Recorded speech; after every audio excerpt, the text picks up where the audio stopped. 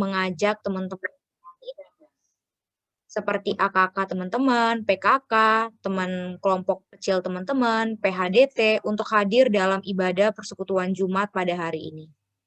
Kemudian nanti akan ada sesi tanya jawab dengan 3 cara bertanya. Yang pertama melalui private chat kepada pembicara yaitu Bang Yonas atau kepada aku selaku MC. Atau teman-teman boleh dapat bertanya secara langsung dengan meng-on-kan mikrofon teman-teman. Dan yang terakhir adalah teman-teman boleh dapat bertanya melalui kolom komentar publik di Zoom teman-teman. Dan teman-teman jangan live dulu karena di akhir ibadah nanti kita ada sesi foto bersama. Sebelum masuk ke dalam ibadah, aku mempersilahkan teman-teman untuk secara pribadi kita mengambil waktu teduh sejenak. Mari kita mengingat, merenungkan kembali bahwa hidup kita seluruhnya bersandar hanya kepada Allah semata. Allah yang terus menyertai kita dan Allah yang memberikan kepada kita ketenangan. Mari teman-teman kita mengambil waktu teduh sejenak.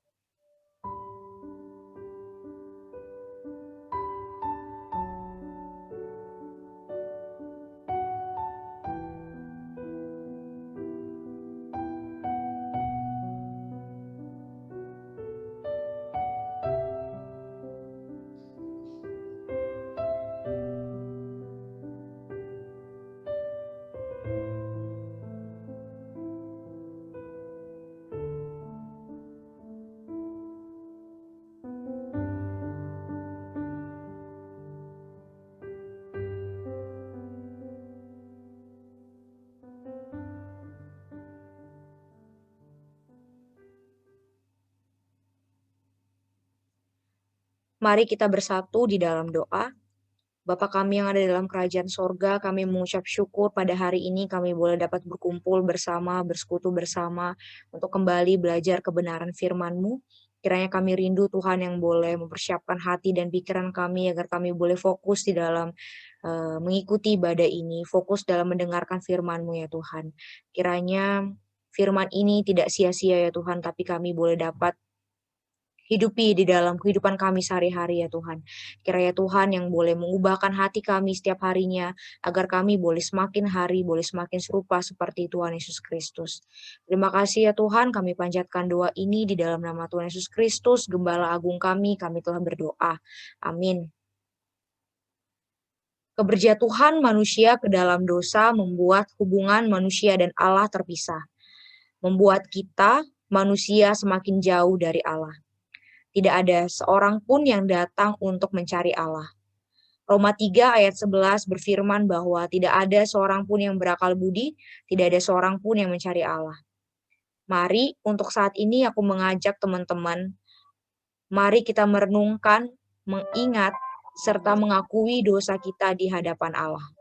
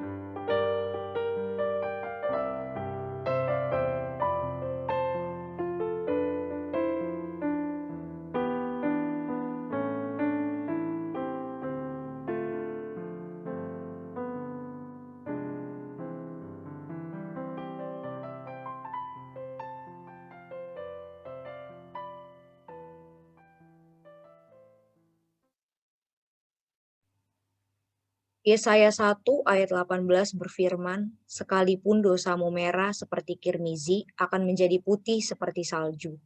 Sekalipun berwarna merah seperti kain kesumba, akan menjadi putih seperti bulu domba."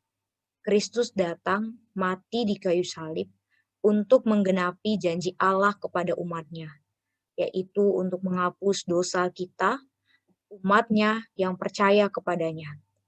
Oleh karena itu, mari kita menanggalkan segala dosa kita dan mengarahkan pandangan kita hanya kepada Kristus Yesus, Gembala Agung kita. Kiranya ke depannya kita boleh semakin dibentuk, semakin serupa seperti Kristus.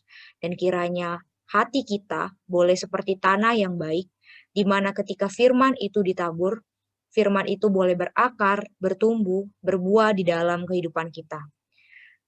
Sebentar lagi kita akan mendengarkan firman Tuhan. Mari teman-teman kita mempersiapkan hati dan kita menyanyikan lagu Lord Let My Heart Be Good Soil.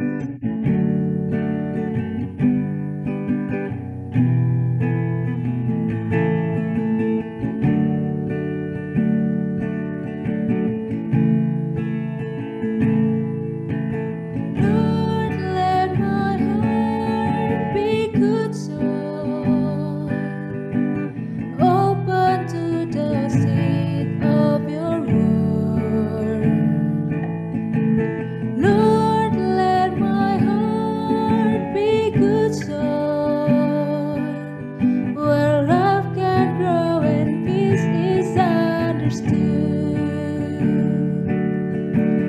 When my heart is hard, break the start away.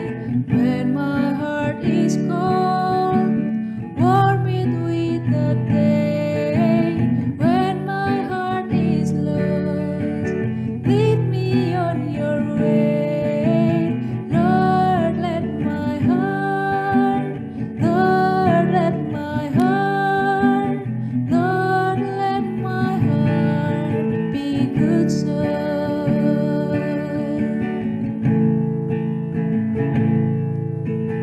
Lord, let my heart be good soil,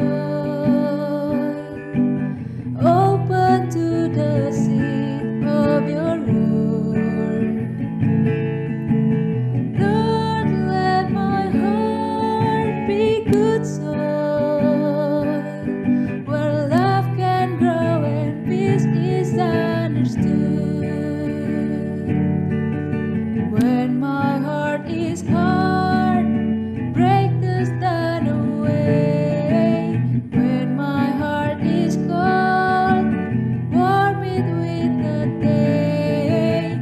When my heart is lost, lead me on your way. Lord, let my heart, Lord, let my heart, Lord, let my heart be good soil. Lord, let my heart be good soil.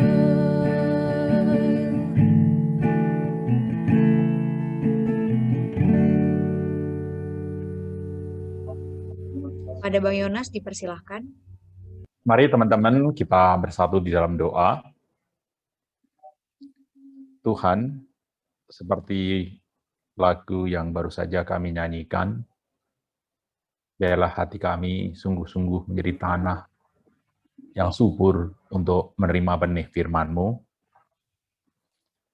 sehingga pemberitaan firman siang hari ini bukan seperti kami mendengarkan podcast ataupun nonton YouTube, melainkan kami sungguh-sungguh hadir di hadirat Tuhan, seperti Maria, untuk mendengarkan apa yang hendak Engkau sabdakan. Hamba-Mu yang siang hari ini Engkau utus menjadi pemberita-Mu, Engkau tahu hamba-Mu berdosa, hamba-Mu terbatas, dan hamba-Mu lemah. Oleh karena Dia Tuhan, kiranya Engkau berkarunia kepada hamba-Mu ini, sehingga hamba-Mu boleh menyampaikan kebenaran firman-Mu dengan setia dan bersahaja. Demikian setiap kami, Tuhan anugerahkan kepada kami hati yang lembut untuk menerima kebenaran firman-Mu. Dan bukan sekedar hati yang lembut untuk menerima kebenaran firman-Mu, karuniakan juga kepada kami hati yang taat untuk hidup di dalam firman-Mu. Bersabdalah ya Allah, sebab umat kepunyaan-Mu ini sedia mendengarkannya. Dalam kasih Kristus Yesus, firman yang telah menjadi manusia, kami berdoa dan mengucap syukur. Amin. Shalom teman-teman yang Tuhan Yesus kasihi. Ya, pada siang hari ini kita akan membahas satu tema yang sesungguhnya bukan barang asing bagi kita.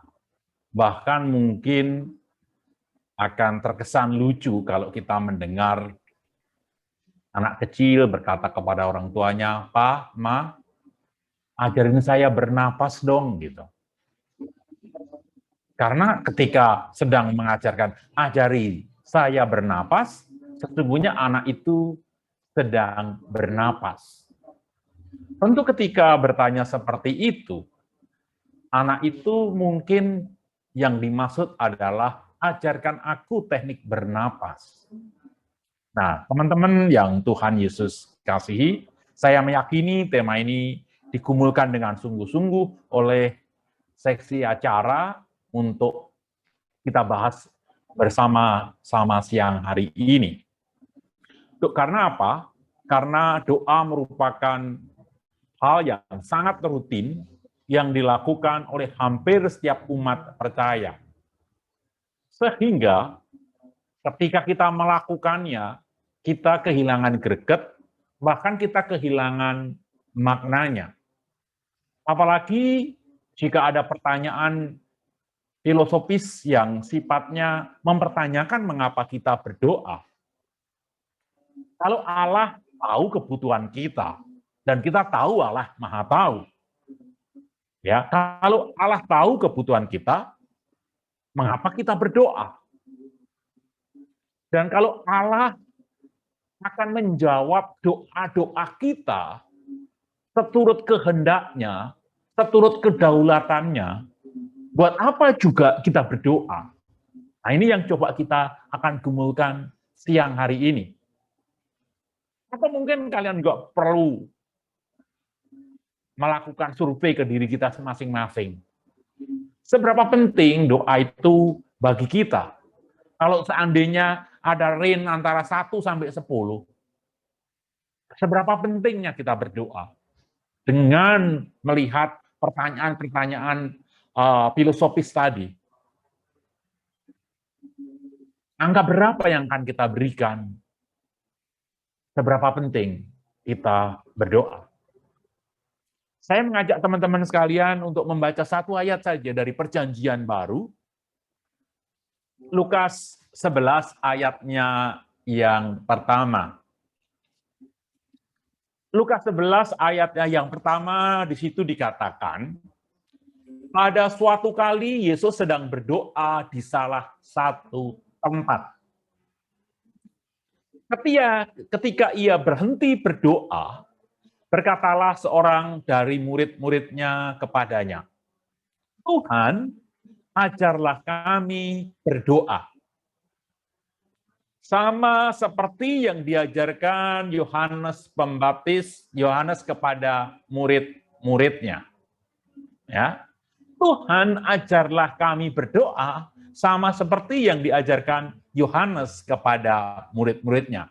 Ya, yang dimaksud adalah Yohanes Pembaptis di sini. Dari teks ini kita melihat bahwa Tuhan Yesus mempraktekkan kehidupan doa. Dan tentu saja bukan hanya sekali itu dia berdoa. Karena dari teks ini sendiri jelas dipaparkan Yesus sedang berdoa di salah satu tempat. Kalau dikatakan Yesus berdoa di salah satu tempat, tentu Yesus juga berdoa di tempat-tempat yang lain yang dicatat oleh para murid, yang dicatat di dalam Injil. Dan nanti kita akan lihat betapa hampir setiap kehidupan Tuhan Yesus, lalu dia memulainya dengan doa. Doa menjadi gaya hidup yang Tuhan Yesus hidupi. Dan ketika melihat Tuhan Yesus berdoa, nah, mengambil konteks itu, para murid mengambil kesempatan untuk bertanya ketika Tuhan Yesus selesai berdoa. Ajarlah kami berdoa sama yang diajarkan Yohanes kepada murid-muridnya. Karena para murid-murid Tuhan Yesus yang sebagian adalah murid Yohanes Pembaptis sebelumnya, melihat bagaimana Yohanes Pembaptis mengajar para muridnya berdoa. Ya. Pertanyaannya, apakah mereka tidak pernah berdoa? Tentu tidak. Sebagai Jewish, hal ini telah menjadi berdoa itu telah menjadi ritual harian mereka. Paling tidak doa fajar, doa tengah hari, doa sore hari, doa menjelang tidur itu mereka lakukan. Itu doa-doa pokok mirip teman-teman kita dari Muslim yang melakukan sholat 5 waktu. Dan tentu mengucap syukur saat mereka makan. Dan tentu mereka jika melakukan kesalahan dia langsung berdoa dan seterusnya dan seterusnya. Dengan kata lain, doa itu bagi orang Yahudi, bagi umat Yahudi, itu menjadi ritual harian yang mereka pasti lakukan. Kalau gitu mengapa mereka minta diajarkan berdoa? Satu-satunya kemungkinan menurut saya adalah mungkin dia perlu tahu, jangan-jangan doa mereka yang selama ini lakukan tidak tepat menurut Kristus, menurut Yesus guru mereka. Maka ketika Yohanes Pembaptis mengajarkan doa, ajarkan kami berdoa. Jangan-jangan ada versi berdoa yang berbeda dari orang-orang Yahudi yang lain. Dan memang dari situlah kalau kita membaca ayat-ayat selanjutnya, Tuhan Yesus mengajarkan doa Bapa kami yang dicatat di Lukas juga di Matius. Jadi di sini para murid sadar betapa pentingnya berdoa itu bagi mereka. Dan Tuhan Yesus sendiri setiap memulai pelayanannya, setiap memulai hal yang dia memerlukan keputusan yang krusial, Tuhan Yesus berdoa. Misalnya waktu pemanggilan para murid, ya. Demikian juga ketika tidak membangkitkan Lazarus. Begitu juga ketika menyembuhkan orang-orang sakit. Begitu juga ketika menjelang akhir pelayanannya di Yohanes pasal 17 dengan doa syafaatnya yang terkenal itu. Bahkan ketika menjelang penangkapannya pun berdoa di Taman Getsemane. Dan ketika di kayu salib pun menjelang akhir dari napasnya dia juga berdoa kepada Bapa, kepadamu kuserahkan nyawaku, dan seterusnya dan seterusnya. Jadi doa bagi orang Yahudi itu adalah suatu hal yang rutin. Namun karena ketakutnya betapa pentingnya itu doa bagi mereka, maka perlu konfirmasi dari Tuhan Yesus bagaimana doa yang benar.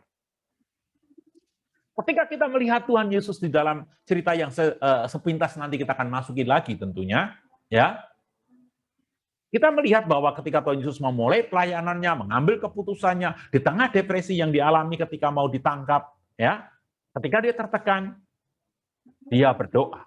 Jadi secara umum kita berdoa pada saat kita mengalami tekanan, mengalami pergumulan, dan lain sebagainya. Jarang sekali kita berdoa saat aman dan nyaman, bukan? Mungkin kita mengatakan biasanya kalau saat aman dan nyaman kita nyanyi biasanya, bukan berdoa. Tentu kalian bisa katakan, ya nyanyi itu adalah sikap doa saya, Bang. Oh boleh juga gitu ya. Nah, oleh karena itu, apa sih sebenarnya doa itu? Mengapa kita berdoa?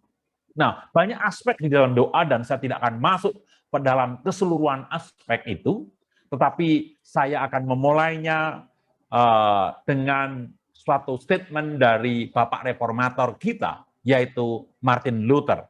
Martin Luther membuat suatu pernyataan yang mengatakan demikian.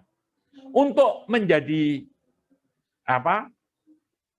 Bahwa orang Kristen tanpa doa itu sama possibility-nya ya, orang yang tidak bernapas. Maksudnya begini, ya. Jika kalau orang itu tidak bernapas itu tidak mungkin, setidak mungkin itu juga orang Kristen tidak berdoa, ya. Seperti ketidakmungkinan seseorang itu tidak bernapas, setidak mungkin itu juga orang Kristen tanpa doa. Dari situlah kita mengenal istilah Kristen doa adalah napas hidup orang Kristen. Dan menurut saya tipologi atau asosiasi ini tepat. Ya. Sama seperti kita bernapas, kita itu menganggap karena itu udah ritual menjadi sesuatu yang tidak penting. Padahal napas itu esensial. Mengapa saya katakan demikian? Kita baru menyadari bahwa bernapas itu penting ketika kita menyaksikan ada saudara, keluarga, atau orang yang kita kenal kena COVID dan perlu oksigen. Baru kita tahu betapa pentingnya bernapas itu. Kalau tidak, ya kita anggap biasa-biasa saja, begitu. Nah, statement yang kedua adalah dari Martin Luther. Dikatakan, the more task need to be done, the more prayer I shall do. Teks yang lain mengatakan, the more task need to be done, the more prayer I lift it up. Ya, saya nggak tahu yang asli yang mana, tapi dua-duanya sama saja. Artinya apa? Bagi Martin Luther, alasan saya sibuk, maka saya kurang jam doa saya, lupa berdoa, ini menjadi tidak masuk akal. Karena semakin banyak tugas yang harus dikerjakan, semakin banyak doa yang harus dinaikkan. Mengapa demikian?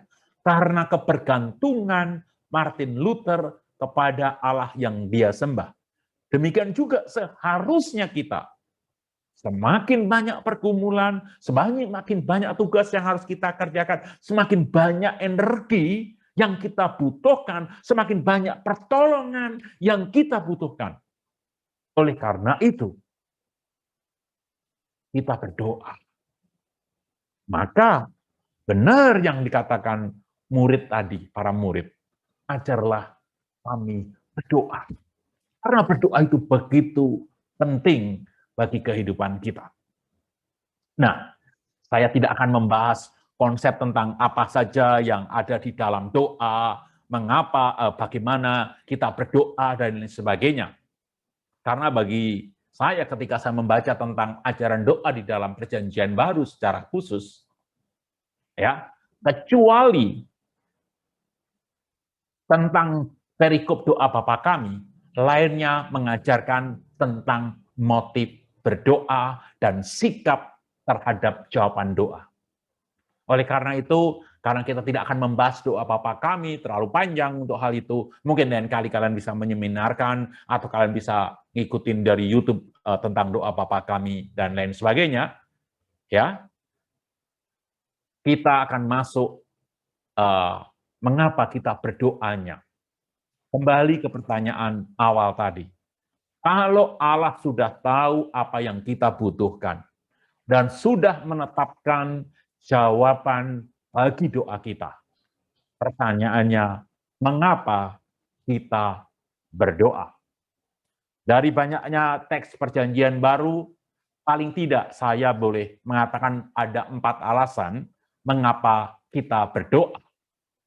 Yang pertama adalah ini perintah Tuhan itu sendiri. Dan perintah ini diturun alihkan oleh para rasul. Ya. Matius 6 ayat 9 dan seterusnya itu berbicara doa Bapa Kami dalam konteks yang sama dengan Lukas pasal 11 ayat 1 dan seterusnya tadi. Ya. Tuhan Yesus mengajarkan bagaimana harusnya berdoa. Ya. Kalau berdoa itu tidak penting, maka Tuhan Yesus tidak perlu mengajarkannya. Ya. Matius 24 ayat 20 diingatkan oleh Tuhan Yesus ini berbicara tentang akhir zaman, diminta kita berdoa pada masa kesesakan. Tuhan Yesus sedang mengajarkan, karena hanya melalui doa, kita bisa melalui masa yang sulit secara umum, dan masa yang sulit secara khusus di dalam konteks pasal 24 ya, tentang akhir zaman. Dan kita diminta setia. Dan salah satu hal yang membuat kita bisa setia adalah doa. Matius 26 ayat 41 dan seterusnya, kita diminta berjaga-jaga dan berdoa supaya tidak jatuh di dalam pencobaan. Artinya perintah doa lagi. Bahkan di Lukas 6 ayat 28 kita diminta untuk mendoakan musuh. Artinya berdoa buat diri sendiri, berdoa buat orang lain, bahkan berdoa buat musuh, itu merupakan perintah Tuhan. Dan ini berlaku untuk ayat-ayat yang lain, seperti surat Rasul Paulus untuk diminta berdoa untuk tidak diminta untuk tidak jemu-jemu berdoa, untuk berdoa dalam setiap keadaan. Ya.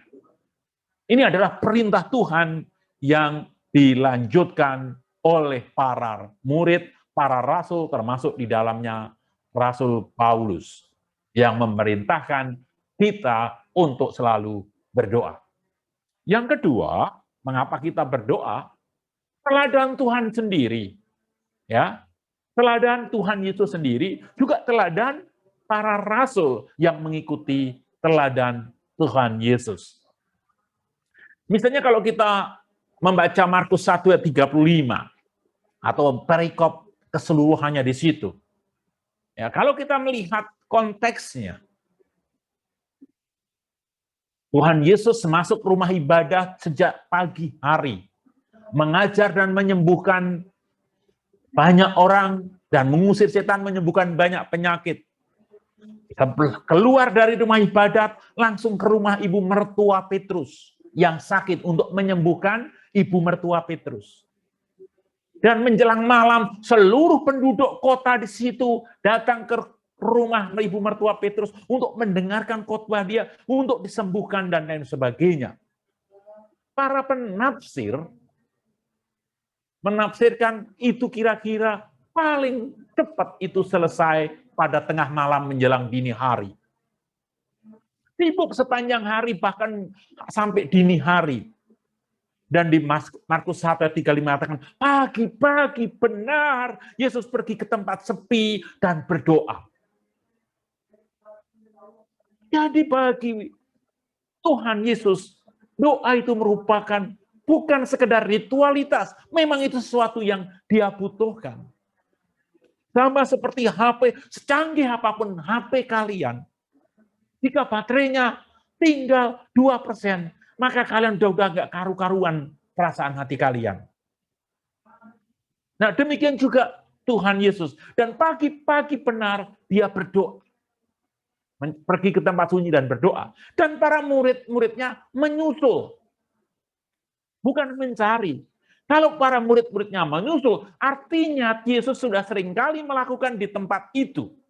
Berarti doa bagi Tuhan Yesus dilakukan dengan sungguh-sungguh.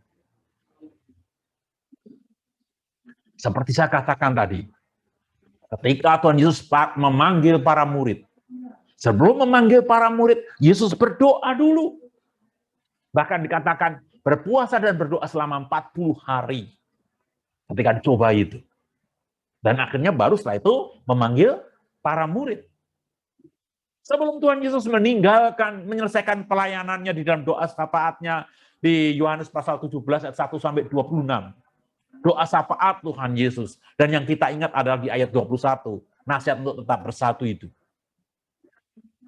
Tuhan Yesus terus di dalam setiap dia mengambil keputusan untuk memanggil para murid, mengutus para murid, untuk meninggalkan para murid, untuk membangkitkan orang mati dan sebagainya. Tuhan Yesus setiap keputusan penting dia melakukan doa. Dan yang ketiga, ya, Tuhan Yesus mengajarkan juga doa menjadi sarana untuk memperoleh jalan keluar. Seperti saya sebutkan tadi, pemanggilan para murid ya untuk mengatasi kuasa kegelapan Matius 17 ayat 14 dan 21 ya, untuk pengutusan Lukas 10 ayat 2 dan Matius juga mencatat hal yang sama. Dan untuk mendapatkan kekuatan ketika mengatasi pencobaan, doa di Getsemani yang di akhirnya mengatakan, jangan kehendak sekiranya mungkin cawan itu lalu daripadaku, namun jangan kehendakku melainkan kehendakmu ya Bapa. Jadi setiap Tuhan Yesus masa-masa kritis dalam kehidupan Tuhan Yesus, Tuhan Yesus mengajarkan kepada kita, memberi teladan kepada kita untuk kita berdoa. Dan berdoa adalah cara untuk menguatkan orang lain secara rohani. Baik secara langsung maupun secara tidak langsung. Secara langsung misalnya begini, ketika saya ngomong kepada Timothy misalnya, tenang Timothy, aku mendukung kamu dalam doa. Timothy masih mulai lebih merasa lebih tenang, karena tahu bukan dia sendiri berjuang, tetapi ada teman-teman yang mendukungnya dalam doa. Dan saya bersyukur kalau saya masih bisa pelayanan sampai saat ini. Itu karena ada dukungan dari doa orang kudus. Saya baru tahu ternyata ada seorang pendoa yang terus selalu mendoakan saya untuk pelayanan saya. Dan saya teringat, itu yang secara tidak langsung, almarhum pendeta Eka Dharma Putra, yang sudah cancer begitu lama, tapi umurnya begitu panjang untuk menulis buku-bukunya. Ketika anaknya yang kuliah di Australia, ketemu cenayang, non-Kristen, orang yang bisa melihat orang lain. Di restoran tanpa sangka-sangka, sang cenayang ini mendatangi anaknya almarhum pendeta Eka. Bapakmu orang ngetop ya? Bapakmu orang besar ya? Siapa engkau? Bagaimana kamu kenal aku? Terus cenayang itu bilang, bapakmu berumur panjang meskipun sakit keras seperti sekarang. Karena banyak orang yang mendukung dia dalam doa. Jadi dukungan orang doa kita, langsung atau tidak langsung, itu bisa menguatkan orang lain. Ya, sama kalau kalian lihat di kitab Wahyu, ya, bahwa doa orang-orang kudus di sana mendukung kita untuk tetap bisa survive di masa tribulasi sekarang ini dan masa tribulasi yang lebih besar yang mungkin akan kita hadapi. Itulah sepentingnya kita terus berdoa. Doakanlah saya, doakanlah hamba-hamba Tuhan, doakanlah pendeta kalian. Karena kami semua butuh dukungan doa-doa kalian. Dan jangan ragu-ragu untuk minta berdoa kepada teman-temanmu yang lain. Ya. Dan yang terakhir, ya, doa menjadi sarana Allah untuk memberi apa yang kita minta sejauh itu sesuai dengan kehendak Allah. Ini yang sering orang salah mengerti. Ya, sering mengutip Mintalah apa saja yang kamu kehendaki, dan kamu akan menerimanya. Yohanes 15 ayat 7b. Dipotong segitu saja. Padahal ada klausul di awalnya, yaitu bagian A-nya, Yohanes 15 ayat 7a. Jikalau kamu tinggal di dalam aku dan firman-Ku tinggal di dalam kamu, mintalah apa saja yang kau kehendaki, kamu akan menerimanya. Kita pasti akan menerima yang kita doakan, asal, apa dikatakan? Kamu tinggal di dalam aku, kata Kristus, dan firman-Ku tinggal di dalam kamu. Artinya relasi yang begitu dekat membuat kita satu frekuensi dengan Kristus. Apa yang Kristus ingini, itu yang kita ingini. Apa yang Kristus harapkan, itu yang kita harapkan. Sehingga keinginan kita, harapan kita, isi doa kita merupakan keinginan dan harapan dan isi doa Kristus. Dengan demikian, pasti Kristus akan menjawabnya. Dan itu ditegaskan kembali oleh Rasul Yohanes di 1 Yohanes 5 ayat 14. Dan inilah keberanian percaya kita kepadanya, yaitu bahwa Ia mengabulkan doa kita jika kita minta sesuatu kepadanya menurut kehendaknya. Jadi kalau doa kita tidak dijawab atau belum dijawab, mungkin kita, kata Rasul Yakobus, kita salah berdoa. Kita tidak minta seturut kehendaknya. Oleh karena itu, kalau gitu mengapa ada ayat-ayat, toklah pintu, maka pintu akan dibukakan. Mintalah, carilah, engkau akan mendapat. Mintalah, maka kamu akan menerimanya. Atau di dalam istilah populer kita, pray until something happen. Jika kita bertanya demikian, saya mengajak teman-teman membaca nanti di rumah Kejadian pasal 18 ayat 22 dan 23. Di mana ketika Abraham bersafaat melakukan tawar-menawar dengan Allah supaya Sodom dan Gomora tidak dihukum jika ada orang 50 orang percaya. Oke, kata Tuhan. Kalau ada yang 50, aku batalkan. Kalau 45, oke. Kalau ada 45, aku batalkan, kata Tuhan. Tuhan, sorry deh. Kalau 30. Nggak apa-apa. Kalau ada 30, aku batalkan. Hitung-hitung. 20? Kayaknya mungkin 20. Oke, kata Tuhan. Kalau 10, Tuhan, 10. Ini terakhir aja 10. Tuhan katakan, kalau ada 10. Dan kenyataannya, memang tidak ada 10.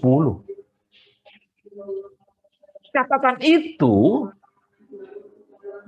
ya bukan mengajarkan bahwa Allah akan merubah keputusannya. Karena keputusan Allah di luar ruang dan waktu itu pasti sempurna. Maka masuk kepada pertanyaan, kalau gitu apa manfaat berdoa? Berdoa itu merubah hati Allah atau berdoa itu merubah hati kita? God change or we are changed?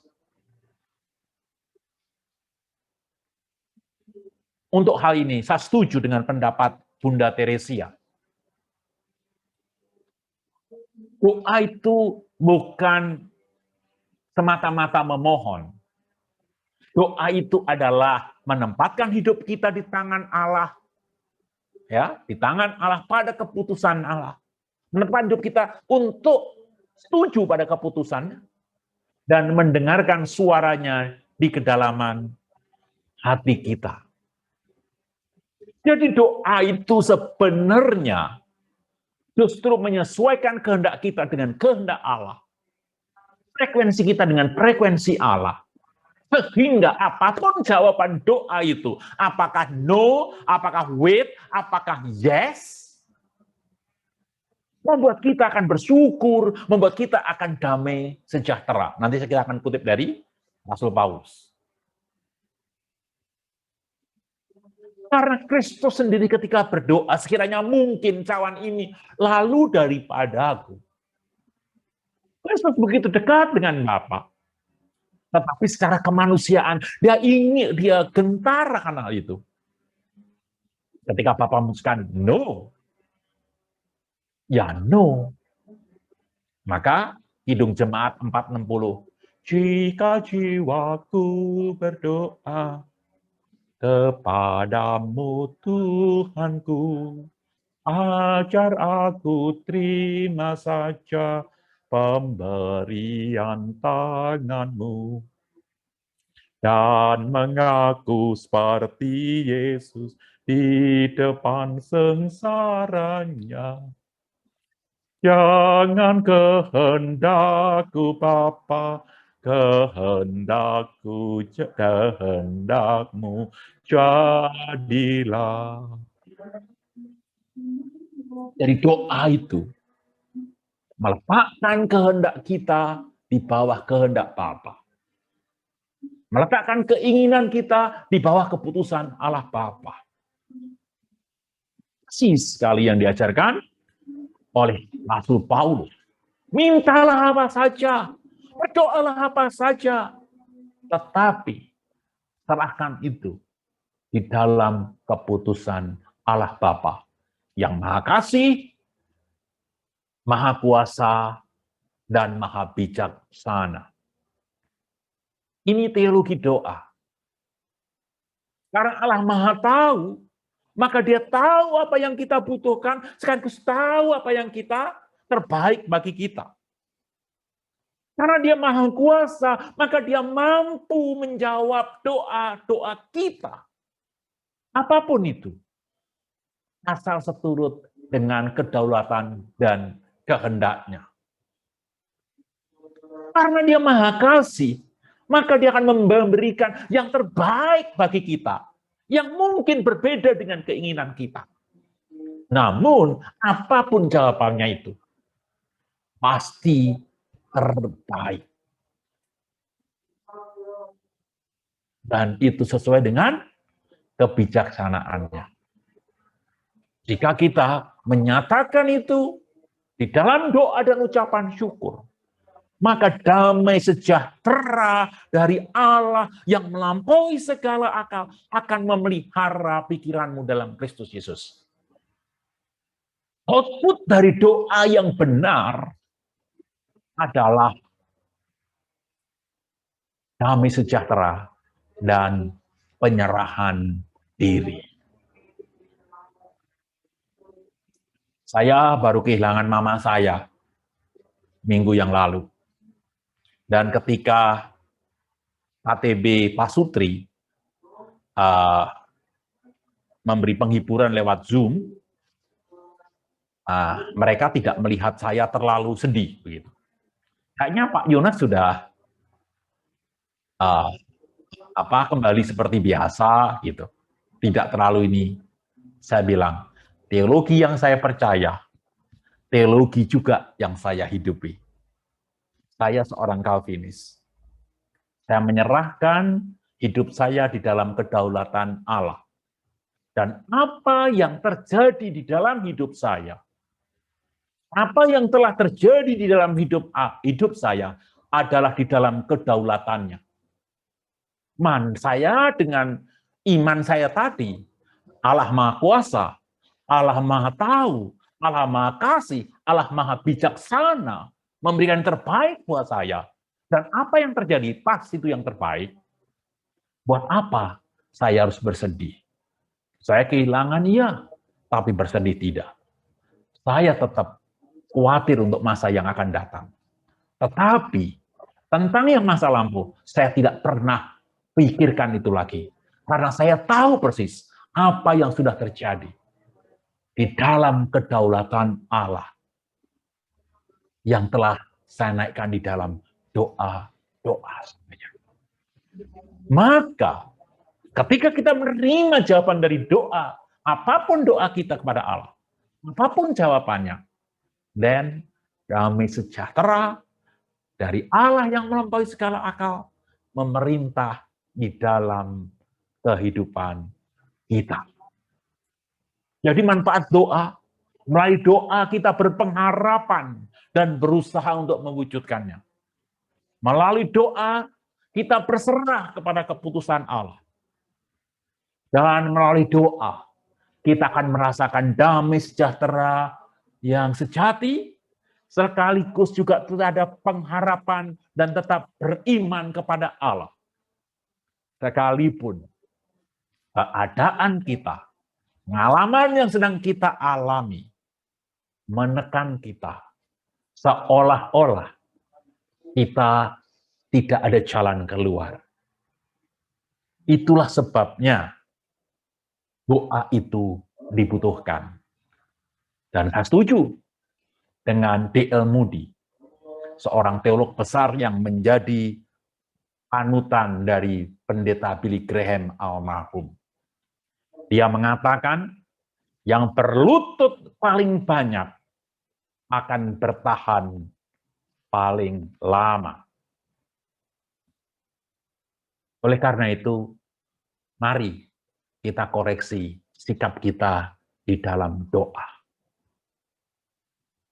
Dan kalau kita bertanya, karena ini merupakan suatu rutinitas, mengapa saya sulit berdoa secara benar? Camkan ini. Ya. Jangan-jangan karena kita mengapa kita sulit berdoa secara benar? Karena kita menganggap relasi kita dengan Allah tidak begitu penting. Padahal relasi dengan Allah itu menjadi yang sangat penting. Tahukah kita? Kristus mati bagi kita, bagi dunia, semata-mata hanya untuk mengembalikan relasi kita yang telah rusak karena dosa. Maka dikatakan, dia yang tidak mengenal dosa itu dijadikan dosa itu sendiri karena kita, untuk mengembalikan relasi kita. Kalau kita menganggap relasi dengan Allah itu penting, maka kehidupan doa kita akan menjadi benar dan tidak rutin lagi. Kalau internet mati saja kita udah kelabakan, mikirin bagaimana dengan doi, bagaimana dengan followerku, bagaimana dengan teman-temanku, dan pengen buru-buru internet itu hidup lagi. Seharusnya doa dibutuhkan lebih dari itu. Terlebih-lebih di saat pandemi ini, yang sudah meluluh lantakan segi-segi kehidupan. Kekhawatiran kesehatan, tekanan ekonomi, suamnya persekutuan, rusaknya relasi, seolah-olah kita telah dikalahkan, bahkan sudah di TKO oleh tantangan dunia. Dan kita merangkak-rangkak, tidak mampu berdiri tegak menghadapi tekanan dunia ini. Sebagai kalimat penutup, jika kamu merasa tidak bisa berdiri tegak menghadapi tantangan dunia ini, berlututlah menghadap Allah di dalam doa. Dan kamu akan bertahan paling lama jika kamu berlutut menghadap Allah ketika nggak mampu berdiri tegak melawan dunia. Tuhan Yesus memberkati kita sekalian. Amin.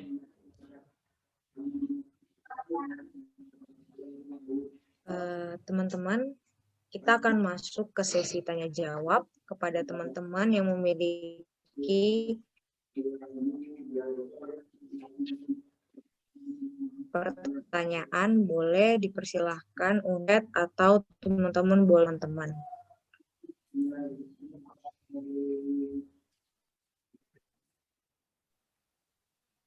Apakah dari teman-teman ada yang memiliki pertanyaan?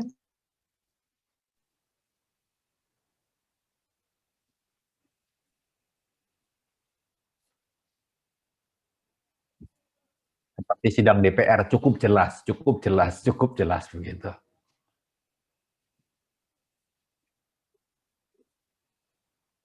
Ada pertanyaan, teman-teman? Mung- Mungkin pertanyaannya dari saya dulu dari Bang ya.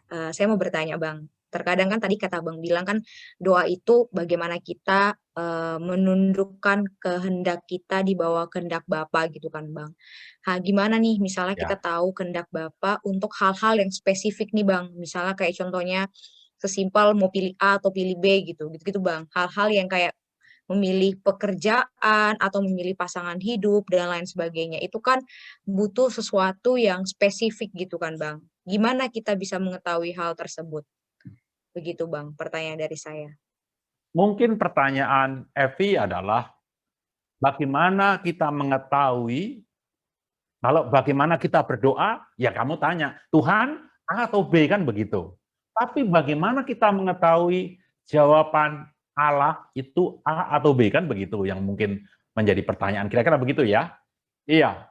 Eh, saya mempunyai artikel seputar hal itu, bagaimana mencari kehendak, mengenal kehendak Allah.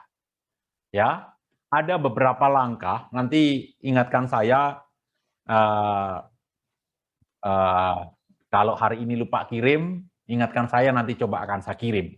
Ya, salah satu Allah yang harus diingat, Allah menyatakan kehendaknya itu kalau kita bersedia untuk taat.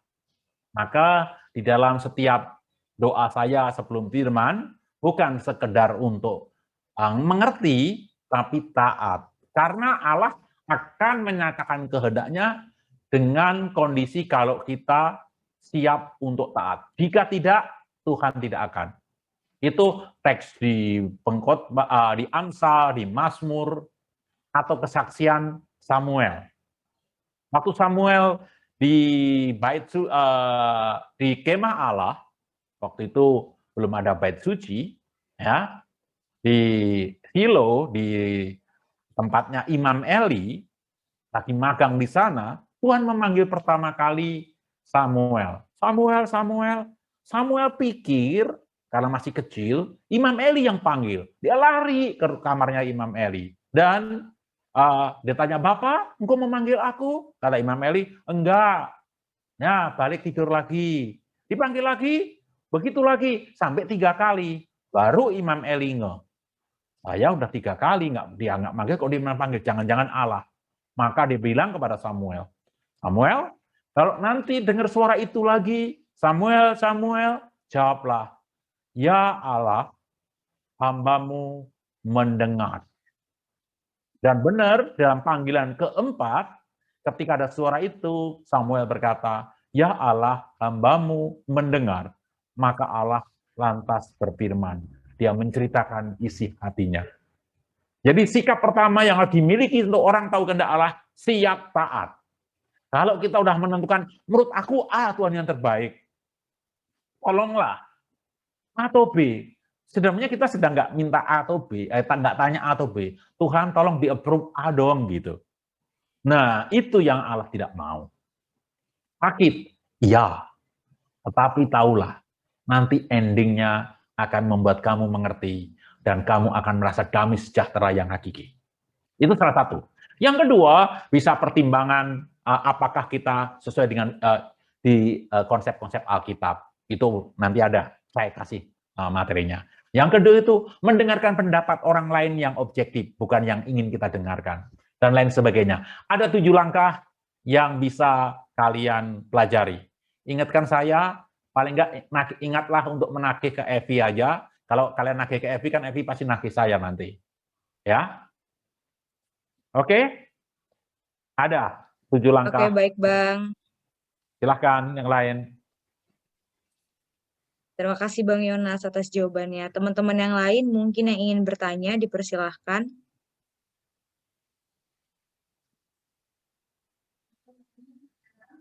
Bertanya terkait dengan seputar doa, apa yang teman-teman lagi gumulkan nih, struggle misalnya masalah doa dan lain sebagainya.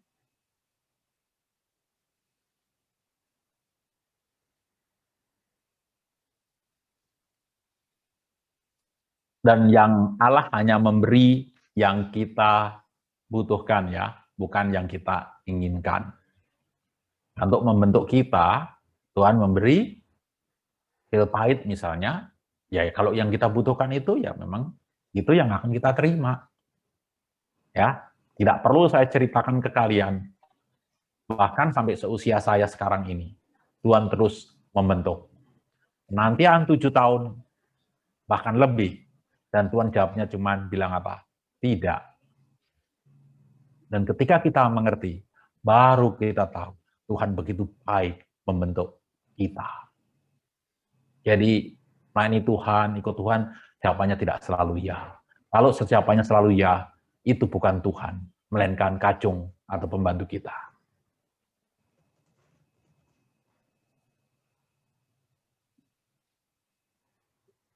Silahkan kalau ada lagi. Apakah dari teman-teman ada? Mungkin jika sudah tidak ada lagi, kepada Bang Yonas dipersilakan untuk menutup sesi khotbah dalam doa. Mari kita berdoa, teman-teman. Bapa, kami mengucap syukur karena pagi hari ini Engkau mengkoreksi banyak hal tentang sikap kami terhadap doa. Tuhan mengingatkan bahwa doa itu seperti napas. Kadang kami tidak sadar bahwa napas begitu penting, oksigen begitu kami butuhkan, karena itu kami lalui setiap waktu. Dan kadang Tuhan mesti menegur dengan sakit penyakit, dan kami menghargai napas yang Tuhan berikan. Demikian juga doa Tuhan. Mungkin kami seperti bernapas, sering menaikkan doa-doa kami dengan mantra-mantra kami yang receh, yang tidak ada maknanya, karena kami sering mengulangnya. Dan Tuhan perlu mengingatkan kadang, dalam masa sulit kami untuk kami berdoa dengan lebih sungguh-sungguh. Ampuni sikap kami jika selama ini kami berdoa dengan sikap ngotot yang tidak beralasan. Seolah-olah keputusan kami adalah keputusan Allah. Padahal Tuhan dengan jelas, keputusan Allah adalah keputusan kami. Keputusan Allah adalah yang akan kami terima. Namun pada saat yang sama, sekalipun keputusan Allah Tuhan telah tetapkan, kepada kami diminta untuk berdoa, supaya kami bisa menyesuaikan frekuensi kami dengan frekuensi Allah, keinginan kami dengan kehendak Allah. Terima kasih untuk firman-Mu ya Tuhan. Hamba-Mu ini berhenti berbicara, suara hamba-Mu tidak akan terdengar lagi. Namun Roh Kudus Tuhan yang ada pada setiap kami akan mengingatkan kebenaran firman Tuhan ini bagi setiap kami. Sehingga di dalam keseharian kami, dalam kehidupan doa kami, dalam pengharapan-pengharapan kami ingat kami harus sepenuhnya bergantung kepada Allah, untuk berdoa kepada Allah, dan menanti jawab Allah dengan pengharapan. Sehingga damai sejahtera dari Allah yang melampaui segala akal akan terus memerintah dalam kehidupan kami. Ampuni kami ya Allah, jika dalam mendengarkan firman-Mu sikap kami tidak berkenan di mata-Mu. Ampuni juga hamba-Mu, jika dalam menyampaikan kebenaran firman-Mu sikap hamba-Mu tidak berkenan di mata-Mu. Lebih-lebih jika hamba-Mu ini mencuri kemuliaan-Mu. Sebab hormat dan kemuliaan bagi Allah, dari kekal hingga kekal.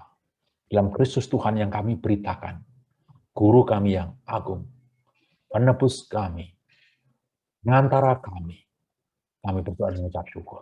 Amin.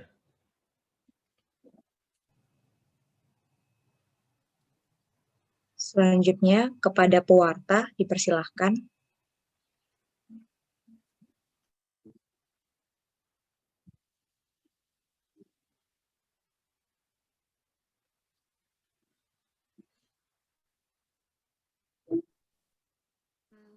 Selamat hari Jumat untuk kita semua. Adapun pelayan di hari ini ada pengkhotbah, ada Bang Yonas. MC ada KFI dari Niaga 2018. Pemusik ada Fionila dari KOM 19. Slider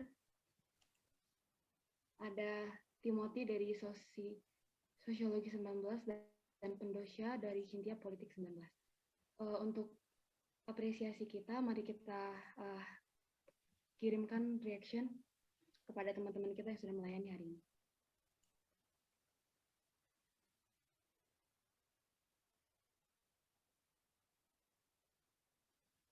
Selanjutnya,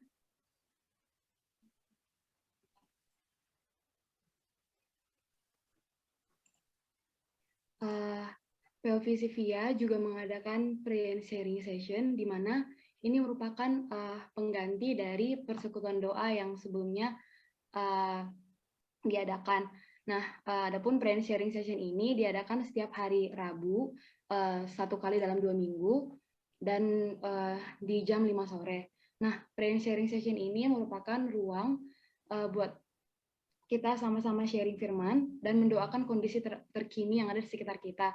Kemudian kita juga akan sharing bersama tentang kondisi kita pribadi. Selanjutnya,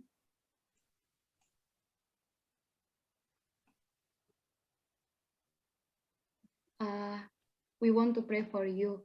Ini merupakan bentuk dari kertas doa, di mana kita bisa menyampaikan topik yang ingin kita doakan bersama.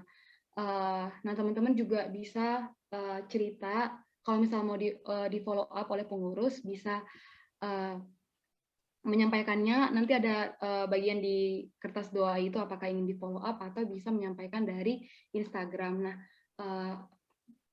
kertas doa ini bisa teman-teman akses di bit.ly/kertasdoa-visipia atau melalui snapgram PO Visipia UI yang di post tiap hari jam 7 malam. Kemudian,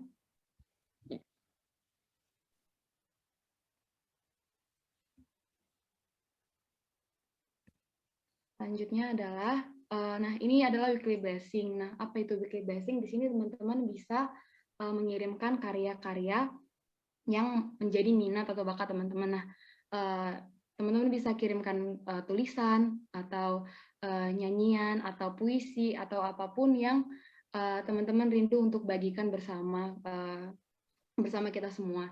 Nah, teman-teman nanti bisa mendaftar dari bit.ly/daftar weekly blessing dan kemudian pengurus akan menghubungi teman-teman dan kita akan brainstorming bareng untuk membuat karya tersebut gitu. Selanjutnya,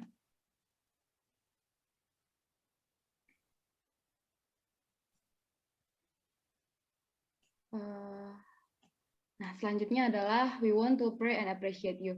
Nah, di sini PO Visipia rindu ingin mendoakan teman-teman yang berprestasi. Nah, tapi prestasi ini bukan hanya soal kita menang gitu di suatu perlombaan atau olimpiade. Nah, tapi kita juga ingin mengapresiasi dan mendoakan teman-teman yang mungkin lulus masuk ke suatu organisasi atau mendapat pencapaian tertentu. Nah, teman-teman yang mungkin tahu siapa yang punya prestasi itu, boleh memberitahukan pengurus melalui bit.ly/line PO Visipia atau bisa juga memberitahukan pengurus secara langsung. Selanjutnya,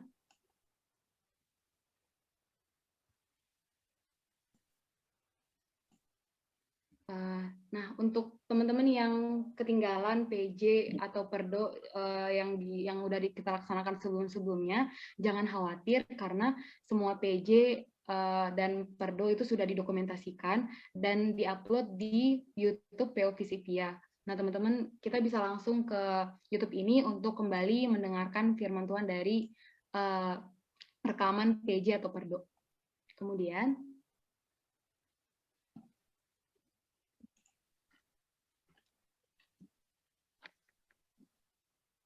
nah, jadi saat ini kita juga mau menyampaikan selamat ulang tahun untuk teman-teman yang berulang tahun di 1 minggu terakhir.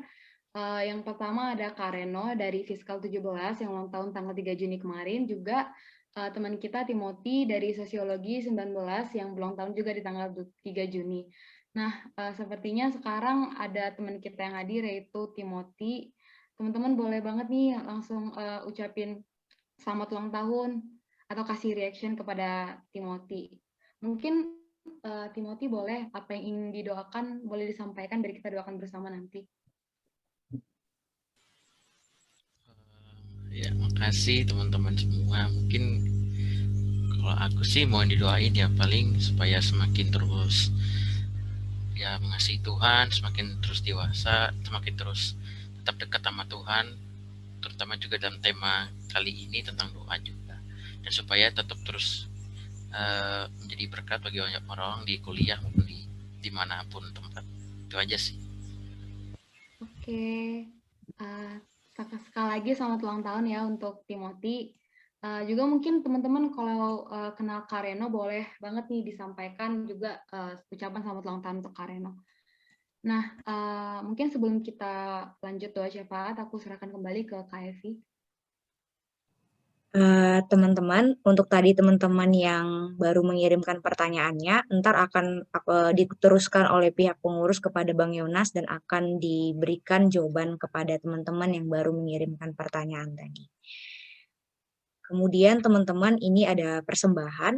Jadi bagi teman-teman yang mau mengumpulkan persembahan, boleh mengumpulkan persembahan melalui rekening yang tertera di layar. Jadi teman-teman boleh men-screenshot terlebih dahulu untuk dapat mengirimkan persembahan teman-teman.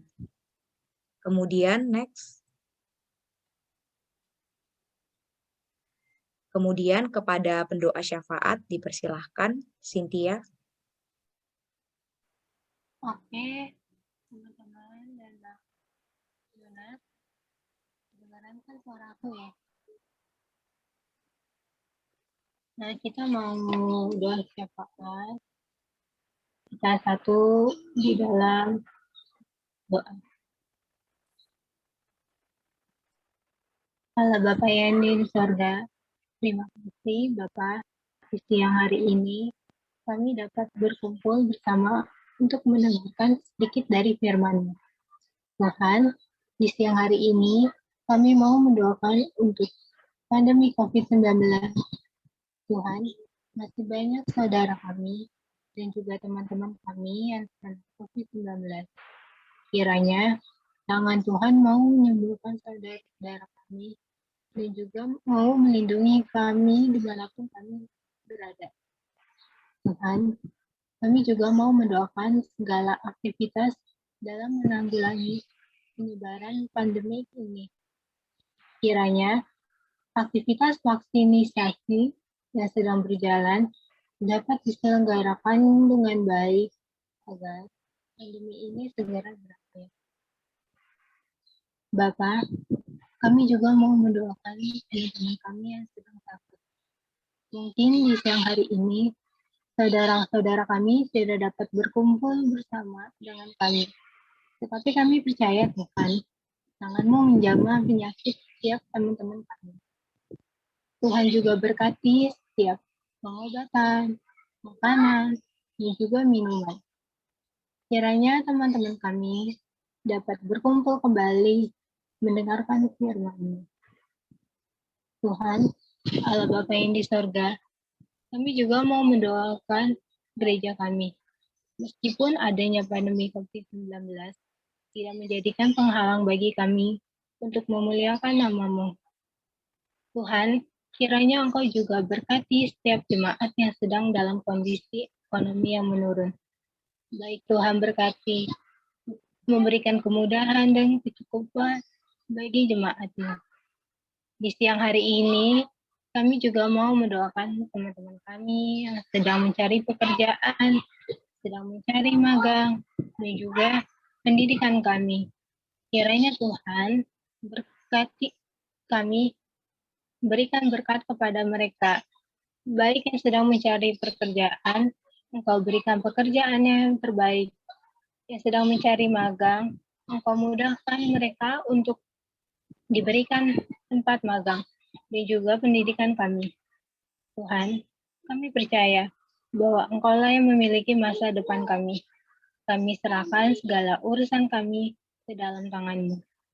Bapa, berikanlah juga kemudahan jalan dan iman yang kuat, agar kami terus mau mengandalkan-Mu di segala langkah kami. Bapa, kami juga mau mendoakan untuk bangsa dan negara kami. Tuhan, berkatilah negara dan pemerintah kami.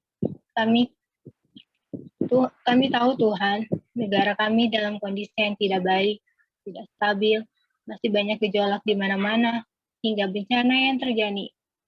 Kiranya Tuhan lindungilah negara kami, agar negara kami dalam kondisi stabil dan aman dari setiap gejolakan dan bencana. Tuhan, di kesempatan kali ini, kami mendoakan masyarakat adat Papua yang sedang mengalami deforestasi. Kiranya Tuhan lindungi mereka, Tuhan cukupi kebutuhan mereka, kiranya Tuhan juga berikan pemerintah kami agar dapat menindak secara tegas segala bentuk gejolak yang ada dan juga tidak sesuai dengan hukum dan melindungi kepentingan masyarakat kami. Tuhan berkati juga teman-teman kami yang sedang berulang tahun. Terima kasih Tuhan, di tahun ini kami masih bisa merayakan umur kami, berkat dan kasih. Karena-Mu, kami masih juga diberikan nafas kehidupan. Tuhan juga berikan mereka kesempatan untuk selalu mendekati berkat yang Engkau berikan. Tuhan, kiranya di umur yang telah Engkau berikan kepada saudara-saudara kami, Tuhan selalu lindungi kami, di setiap langkah kami, menjaga kami, dan juga berkati kami di segala kesibukan kami, dan mudahkan juga apa yang mereka ingin capai. Kami percaya Tuhan, bahwa Engkau-Lah yang berjalan dalam hidup kami, dan bukan keinginan kami. Tuhan, di siang hari ini, juga kami ingin mendoakan persembahan kami. Terima kasih Tuhan, kami masih boleh merasakan kasih dan berkat persembahan-Mu. Berkati persembahan ini Tuhan, agar dapat berguna bagi kerajaan-Mu saja. Terima kasih Tuhan, di siang hari ini kami masih bisa berdoa dan memuji nama-Mu. Terpujilah nama-Mu selalu. Dalam nama Yesus Kristus kami telah berdoa dan mengucap syukur. Amin.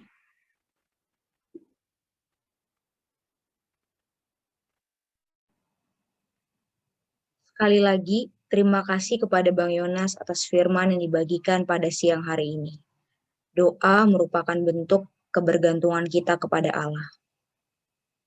Perkataan dari Martin Luther berkata bahwa orang Kristen tanpa doa sama seperti orang yang tidak bernafas. Setidak mungkin itu orang Kristen jika hidup tanpa doa. Dan mengapa kita perlu berdoa? Ada 4 hal yang boleh kita pelajari pada hari ini. Karena doa merupakan perintah dari Tuhan. Yang kedua, karena Tuhan Yesus juga berdoa, karena Tuhan memberikan teladan bagi kita agar kita berdoa. Dan yang ketiga, doa merupakan sarana untuk memperoleh jalan keluar dari setiap pergumulan kita. Dan yang terakhir, Allah akan memberikan apa yang kita minta sesuai dengan kehendak-Nya, yaitu ketika kita tinggal di dalamnya. Doa juga merupakan tempat di mana kita menempatkan kehendak kita di bawah kehendak Bapa. Dan bagaimana kita belajar untuk mendengarkan suara Tuhan di dalam hati kita. Mari teman-teman, setelah kita mendengarkan, mengetahui hal ini, kita belajar bahwa arti doa dalam kehidupan Kristen adalah bentuk hubungan personal kita dengan Allah. Doa juga merupakan bentuk komunikasi yang begitu intim antara kita, umat Allah yang telah ditebus, dengan Allah. Dan merupakan bagian kehidupan Kristen yang begitu sentral. Sama seperti Kristus yang memiliki kehidupan doa yang rutin, hendaklah kita pun demikian. Sama seperti Kristus yang berfokus kepada kehendak Bapa, hendaklah kita pun belajar untuk memfokuskan doa kita pada kehendak Bapa. Mari kita sama-sama berkomitmen menyerahkan diri kita sambil menyanyikan lagu Jika Jiwaku Berdoa.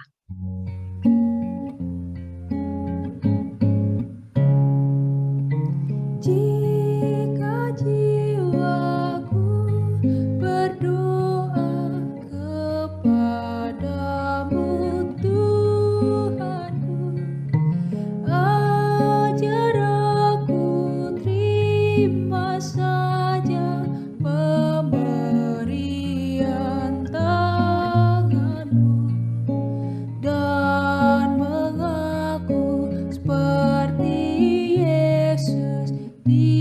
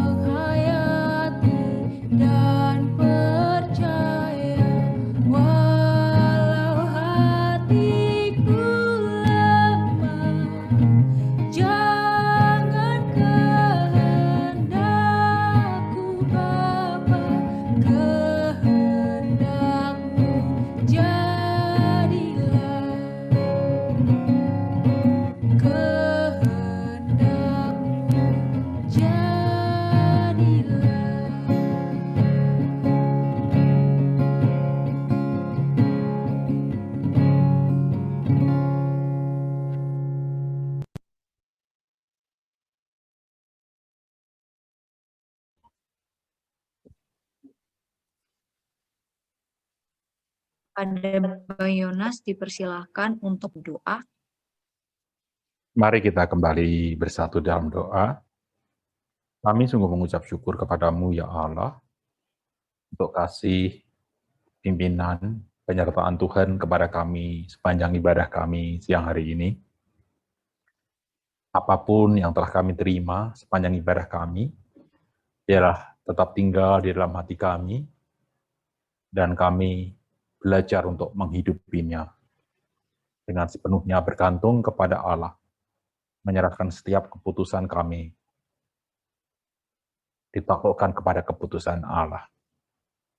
Sebentar kami akan berpisah satu dengan yang lain, kembali di dalam kesendirian kami, pergulatan kami, pergumulan kami, tekanan-tekanan hidup yang mungkin kami hadapi. Namun kami meyakini Allah akan hadir, merangkul dan memberi penguatan bagi setiap kami. Dan biarlah jawaban kami, sikap kami atas permasalahan kami menjadi kesaksian Injil Tuhan bagi sesama kami. Sebab untuk itulah ya Tuhan, kami telah diperlengkapi oleh kebenaran firman. Sebab untuk itu kami telah ditebus dan diutus. Dan sebab untuk itu pula kami semua menerima berkat dari Tuhan. Kiranya kasih karunia dari Allah Bapa dan Putranya yang tunggal Tuhan kita Yesus Kristus, serta persekutuan dengan Roh Kudus, ada tetap menyertai kita dalam studi kita, dalam pelayanan kita, dalam kita berelasi dengan keluarga dan berelasi dengan sesama, menyertai kita sekalian dari saat ini hingga Maranatha. Amin.